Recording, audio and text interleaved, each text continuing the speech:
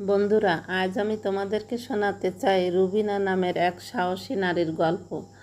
রুবিনা বাংলাদেশের একটি প্রত্যন্ত গ্রামের মেয়ে। ছোটবেলা থেকে সে দারিদ্র্য, কুসংস্কার এবং সামাজিক বাধার বিরুদ্ধে লড়াই করে বড় হয়েছে। রুবিনার পরিবার ছিল খুবই দরিদ্র। তার বাবা একজন কৃষক, মা গৃহিণী। পরিবারের আর্থিক অবস্থা এতটাই খারাপ ছিল যে অনেক সময় তাদের একবেলা খেয়ে থাকতে হতো। তবুও রুবিনার বাবা মা চেয়েছিল তাদের মেয়ে শিক্ষিত হোক। গ্রামের অনেকেই বলতো, মেয়ে মানুষ হয়ে এত পড়াশোনা করে কি হবে, শেষমেশ তো রান্নাঘরেই জীবন কাটাতে হবে।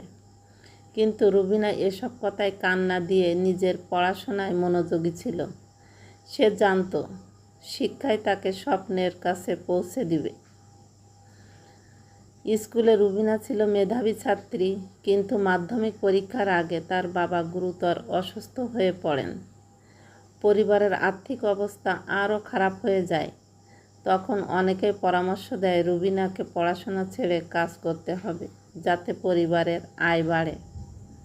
কিন্তু রুবিনা হাল ছাড়েনি। সেই স্কুলের শিক্ষকদের সাহায্যে একটি বৃত্তি পায়, যা তার পড়াশোনার খরচ মেটাতে সাহায্য করে। সে দিনরাত পরিশ্রম করে পড়াশোনা চালিয়ে যায় এবং মাধ্যমিক পরীক্ষায় ভালো ফলাফল করে। এরপর রুবিনা কলেজে ভর্তি হয়।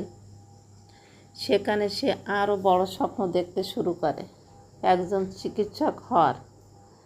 কিন্তু মেডিকেল কলেজে ভর্তি হওয়া সহজ ছিল না।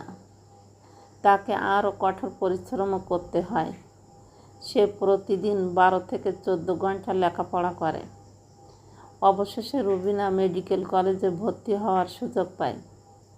তার এই সাফল্য শুধু তার নিজের নয়, তার পরিবারের, তার গ্রামের এবং সকল মেয়েদের জন্য একটি উদাহরণ হয়ে দাঁড়ায়। আজ রুবিনা একজন সফল চিকিৎসক। সে তার গ্রামের মানুষের চিকিৎসা সেবা দেয়, যারা আগে চিকিৎসার জন্য শহরে যেতে বাধ্য হতো। সে প্রমাণ করেছে, যদি ইচ্ছা শক্তি এবং পরিশ্রমও থাকে, তবে কোনো বাধাই অতিক্রম করা অসম্ভব নয়। রুবিনার গল্প থেকে আমরা শিখছি যে স্বপ্ন দেখা, সমাজ যাই বলুক, নিজের স্বপ্নকে গুরুত্ব দিতে হবে, পরিশ্রমও করতে হবে। সাফল্য কোনো শর্টকাট নয়, কঠোর পরিশ্রমই একমাত্র পথ। হাল ছাড়া যাবে না। যতই বাধা আসুক, নিজের লক্ষ্য থেকে বিচ্যুতি হওয়া যাবে না। অন্যদের সাহায্য করা, সাফল্য হওয়ার পর অন্য